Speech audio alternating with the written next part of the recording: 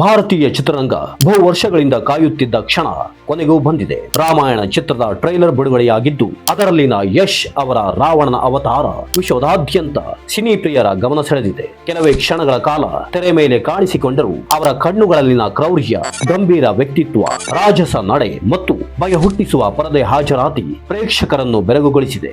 ರಾವಣ ಎಂದರೆ ಕೇವಲ ಖಳನಾಯಕನಲ್ಲ, ಅಪಾರ ಜ್ಞಾನ, ಅಸಾಧಾರಣ ಶಕ್ತಿ ಹಾಗೂ ಅಹಂಕಾರದ ಪ್ರತೀಕ.